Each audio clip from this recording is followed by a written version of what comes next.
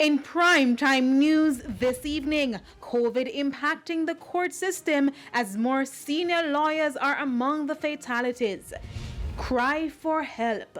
Private doctors being called to help alleviate crisis at Savannah Lamar Hospital. And later, no movement day but long lines at fast food restaurant. We seek answers from the authorities.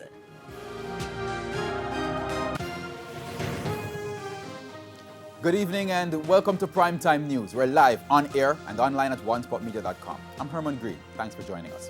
Also this evening, the Business Day, Primetime Sports, Sports Commentary, E-Prime, and your weather reports and forecast. But before the break, here is our feedback question.